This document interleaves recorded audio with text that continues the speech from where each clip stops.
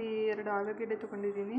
ಇದನ್ನು ಕಬಾಬ್ ಮಾಡ್ತಾಯಿದ್ದೀನಿ. ಆಲೂಗೆಡ್ಡೆಯಲ್ಲಿ ಇದನ್ನ ಸಿಪ್ಪೆ ತೆಗೆದು ಚಿಕ್ಕದಾಗಿ ಪೀಸ್ಗಳನ್ನಾಗಿ ಕಟ್ ಮಾಡ್ಕೋಬೇಕು. ಫಸ್ಟ್ ಆಲೂಗೆಡ್ಡೆನ ಈ ರೀತಿ ಚಿಕ್ಕದಾಗಿ ಪೀಸ್ಗಳನ್ನಾಗಿ ಕಟ್ ಮಾಡಿಟ್ಕೊಂಡಿದ್ದೀನಿ. ಇದಕ್ಕೆ ಕಬಾಬ್ ಪೌಡರ್ ಹಾಕೋಣ. ಇದು ಮನೆಯಲ್ಲೇ ಮಾಡಿರೋಂಥ ಕಬಾಬ್ ಪೌಡ್ರು, ಅಂಗಡಿಗಳಲ್ಲಿ ಸಿಗುತ್ತೆ. ಇದನ್ನು ಒಂದು ಹಾಕಿದ್ರೆ ಸಾಕು, ಇನ್ನೇನೋ ಮನೆಯಲ್ಲ ಹಾಕೋವಂಥ ಅವಶ್ಯಕತೆ ಇರೋಲ್ಲ. ಇದನ್ನು ಈಗ ಆಲೂಗೆಡ್ಡೆಗೆ ಹಾಕಿ ಮಿಕ್ಸ್ ಮಾಡ್ಕೋಬೇಕು. ನಿಮಗೆ ಎಷ್ಟು ಬೇಕಾಗುತ್ತೆ, ಎಷ್ಟು ತಡೆಯುತ್ತೆ ಇದು ಅಷ್ಟನ್ನು ಹಾಕ್ಕೊಡಿ. ನಾನಿಲ್ಲಿ ಒಂದು 4 ಸ್ಪೂನ್ ಹಾಕ್ತಾಯಿದ್ದೀನಿ. 4 ಸ್ಪೂನ್ ಹಾಕಿ ಇದನ್ನು ಕಲಸಿ ಇಡೋಣ. ಒಂದು 10 ನಿಮಿಷನಾದರೂ ಕಲಸಿ ಇಡಬೇಕು. ಅದು ಚೆನ್ನಾಗಿ ನೆನಿಬೇಕು. ಈಗ ಇದು ಕಲಸಾಗಿದೆ.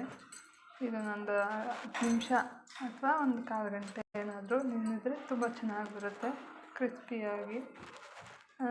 ಇದು ಚೆನ್ನಾಗಿ ನೆಂದಿದೆ. ಈಗ ಎಣ್ಣೆ ಕಾದಿದೆ. ಇದನ್ನ ಒಂದೊಂದಾಗಿ ತೆಗೆದು ಇಡೋಣ.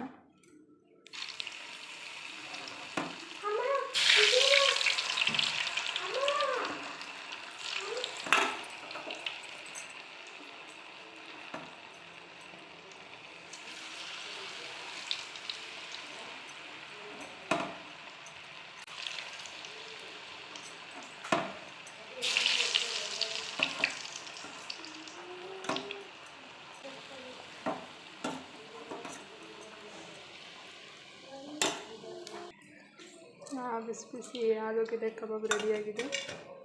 ಕ್ರಿಸ್ಪಿಯಾಗಿ ಬಂದಿದೆ.